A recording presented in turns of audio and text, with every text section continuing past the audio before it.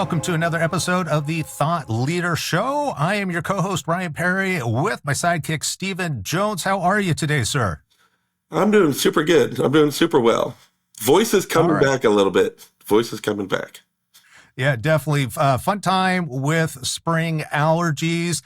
We could probably talk all day about that, but more importantly, we probably want to talk about some more exciting things around business, leadership, and we've got a really great guest today. We do. I met Keith StClair at a networking event, and really just literally just when he finished speaking, I knew that I wanted to bring him on, and I even approached Keith immediately afterwards because his insight, his knowledge, his expertise for business owners and executives is point on. So Keith StClair, he's the owner of the Alternative Board, otherwise known as TAB, which basically is like having a board of advisors for small business owner, executives, peer group team. He'll tell you all about it. But Keith, we're really glad to have you here. Great, thank you for having me. And by the way, I'm the owner of TAB here of Middle Tennessee, not TAB of its entirety. It's a global enterprise. I've just got a small piece of the pie here in Middle Tennessee. And you have a good piece of the pie in Middle Tennessee. I do. It's a great market. Nice. So I know we keep this short. We keep it relatively brief. So let's kind of jump into the very first thing. So when you're talking about personal vision and company vision, speak to the audience a little bit about what that means to you and why that's important for executives and for business owners. Yeah, it's quite critical. Oftentimes in business, and we hear over and over again, we need to have clear vision for where the company needs to go, right? And that's true. That's a must-have. But frankly, especially for small business owners, and for a business leader, we often forget that it's equally important to have clarity on our own personal vision. And the point of that is that from my perspective and many of my colleagues, the business is really there to support your own personal objectives and your personal goals, right? It's a vehicle for you to achieve your personal aspirations in your life. So it's pretty clear to have a sense of a personal vision of where you want to go. Where do you want to land in the next 3 to 5 years? And I'm not talking about something fluffy or vague. I'm talking about something fairly specific. What is it that you want to be when you look out down the road a few years from now versus where you stand today? When you go through that process, and when I work with we call them members, we don't call them clients here in TAB, but we work with my members or any of my other colleagues, we go through kind of a fairly structured exercise to try and get that vision out, right, to get it on paper. Once that's done, then we take a look at what the company's plan is, right? And hopefully they're pointed in the same direction. But because sometimes if your personal vision is out of step with where the company is aimed at, it's going to cause a stress in your life. It's something you have to iron out pretty quickly. But first and foremost, you have to know what you want. What is it you want as a business owner out of that entity that you're giving a lot of your time to, that you call your business or your company? Does the type of business need to align with that personal vision, or is it just for some like a means to an end to that vision?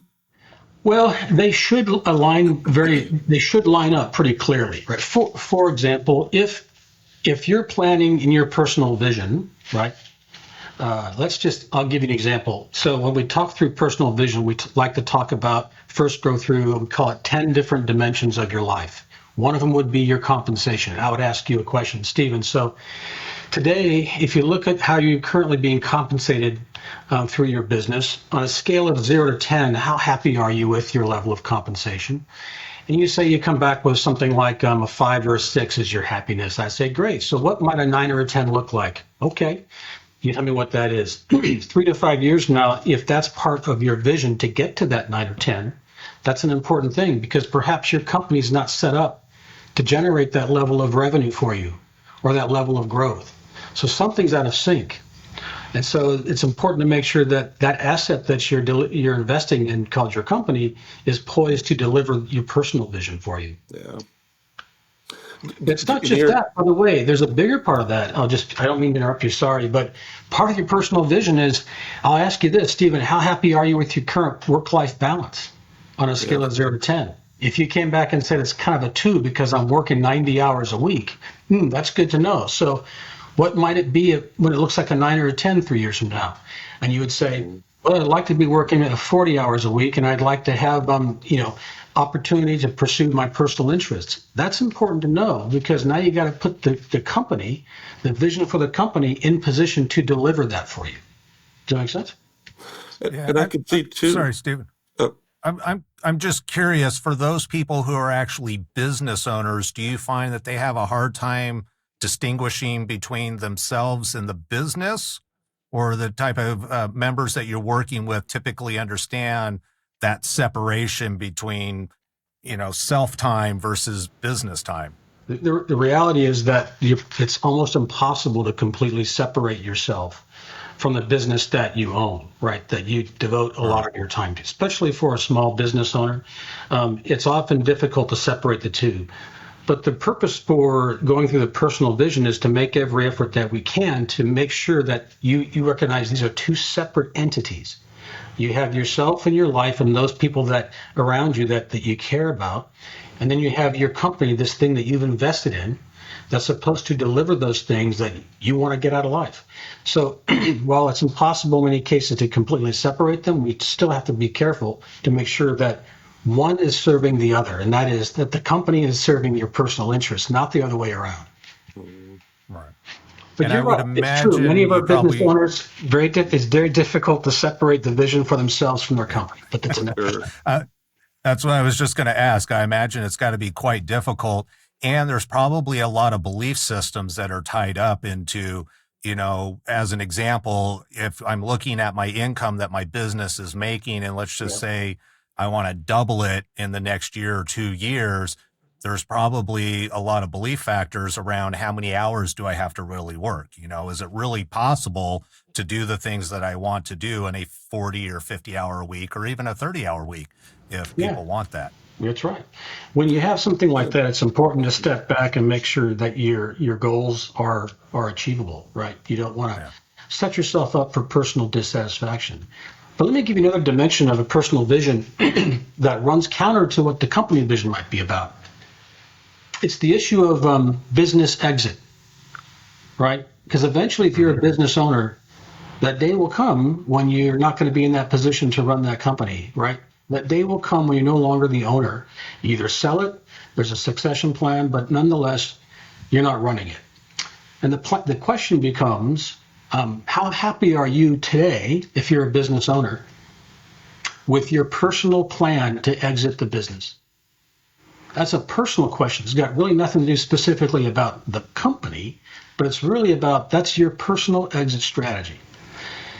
So if you say, I don't have a plan, and I say, great, what would a 9 or 10 look like to get a plan? They would say, well, a 9 or 10 would have clarity on what that exit strategy looks like, and I've got the pieces in place to make it happen. Okay, great.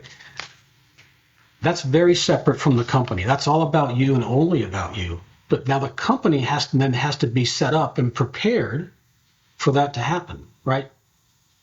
You have to get the company in position, and there's a lot of factors that come into place to make that happen for that exit strategy to become a reality. Many of the business owners I talk to, they go into the business without clarity of how they're ever going to get out. And the longer they own that, they have ownership of the company, right? They don't think about that, the more difficult it becomes to envision themselves stepping away, right? And what they've ended up doing is they've created themselves a lifelong job, not an asset by which they're the owner, right? So two different mindsets. One is if you're, we like to think in our organization, business owners, the business is an asset, something you own. The asset works for you. It's not really designed to be a job that you paid for, that you own, right? That's two different ways of thinking. So, And in that vein too, Keith, do you find that there are owners that they know they want to stay within the business, but they just want to maybe scale back their personal time and attention and kind of macro manage? Do you find that that's kind of a form of an exit strategy as well, where they still want to be in it, still want to own it, but just take a big step back? Absolutely. I've got a number of members that I work with right now. That's exactly what they want to do, right? But they also realize that where they are in their stage in life, the life stage they're in, that they won't have the energy they have today, a few years from now. And so they have to set things up so that the people they've come to care about that work in the company, the people within their charge, are in position, right, to take over to make sure that that entity continues in the way it was intended to do. But yeah, there's a number of people exactly like that they don't really ever intend on fundamentally selling it or walking away, but they do want to make sure that in the event that they're not in position to run it, someone can quickly step in and take over. I can see that. So let's pivot. I know you had mentioned something about critical success factors. Yeah. If you could speak to that just a little bit, and for the audience of, why that's such a critical thing, what we as business owners or executives should be thinking about in respect to those critical success factors and what those are. Well, it stems from the challenge, I think, that we all deal with, whether we're business owners or not.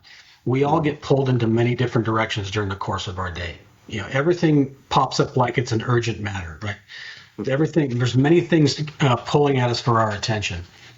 But when it comes to running a business and planning the success of a business, and certainly that business vision, it's really important to have a sense of what's going to really determine your success versus something less than success, right? You really want to increase your chances of being successful at achieving your own stated objectives than otherwise. It always comes down to focus, right? You have to focus on the things that matter. And the question becomes, what matters? Well, what I can tell you is that in almost every case, the difference between achieving your goals and not so much comes down to typically just a few things, maybe 4, maybe on the other at 5 at most, but 4 or 5 things you really have to do well. That's really going to determine if you're successful or not. That's what we call critical success factors. And of those few, say there's 4, there's really going to be one that matters more than any of them. And it's important to have a sense of what those are. Sometimes the first few on that list are obvious, but oftentimes the other 2 or 3 might not be. What are some examples of some that are typical, like the top 4, top 5 typical? Well, I wouldn't say there's top 4 or top 5 typical, but I'll give you some examples. Let's say I've got one of my members right now that they have a company that been around for about 35 years, and now in the next 3 years alone, they want to triple its growth. But they would admit that they have relied heavily since the beginning of the company on a lot of word of mouth type of marketing activity. But they know now that that's not going to be sufficient to generate the level of demand they want to bring in the sales. So one of their critical success factors is becoming very good at marketing beyond just word of mouth, right? In order to, they believe, to be successful at achieving their stated goal, they really have to get good at marketing in a way that they haven't been in the past. Now, how to do that, there's a number of ways to get that done, but they've recognized that's something they're going to have to focus on pretty heavily very soon. Otherwise, probably won't see the level of demand or the level of business leads coming in that they would expect to generate that level of growth. There's an example. You could run out of mouths with word of mouth. Word of mouth is one of the best, forms of marketing, but eventually you kind of run out of mouths. It is. All right. That's interesting. So it sounds like the critical success factor typically is going to be very unique for each company, depending on where you at now versus where do you want to be in a given time frame. Absolutely. But it's the reason why it's such an important exercise to go through this is to know where to focus your energies, know where to focus your resources, and frankly, to know where not to focus them, right?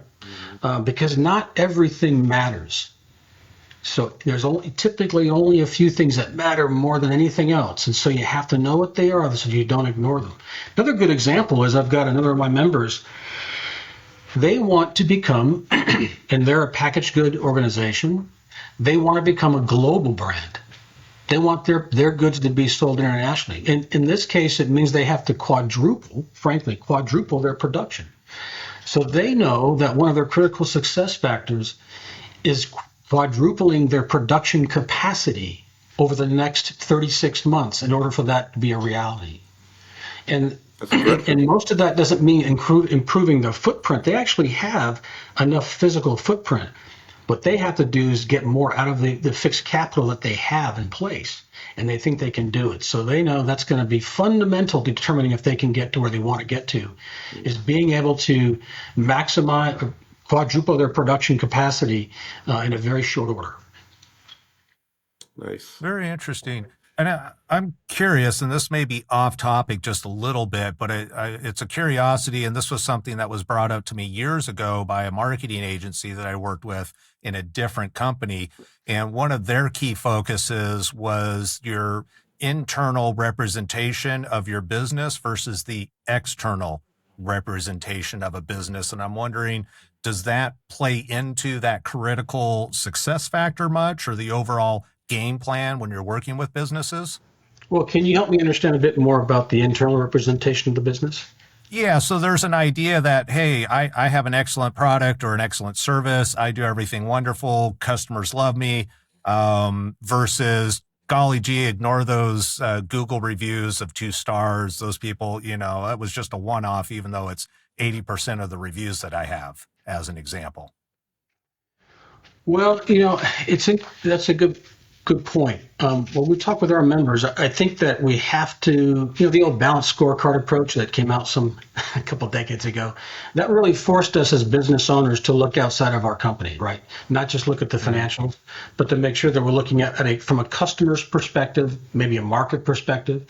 I think that your critical success factors in most cases are going to have to take you outside your own company a little bit, in some degree, to make sure that you keep a finger on the pulse of the market. Otherwise, you might end up being a bit myopic, right? It's important that you have a good command of where the market's at and what people actually think about your products and your services. I think that's probably an ongoing critical success factor, never to lose sight of the market. Yeah. I know I want to make sure we save, it'll probably only just be a few minutes, probably at the most, but to talk about like the value of peer groups. Oh, yeah. Yeah. I know that you and I have talked about how, like, as a business owner, as an executive, you kind of feel like you're on an island, and you kind of are on an island. Like, you can't talk to your spouse about certain things. You can't talk to your direct reports about certain things. You can't talk to your good buddy about certain things. You can't talk to your VP about certain things. So you're on an island. So I know that's one piece, but give us, relatively quickly, like just the value of the peer group and the support and things that happen there. Yeah. So basically, the idea of a peer advisory group is to surround yourself with a bunch of personal advisors, people that are there to support you and give you outsider's perspective, to give you guidance, their insights, their supports when you're facing a particular business challenge.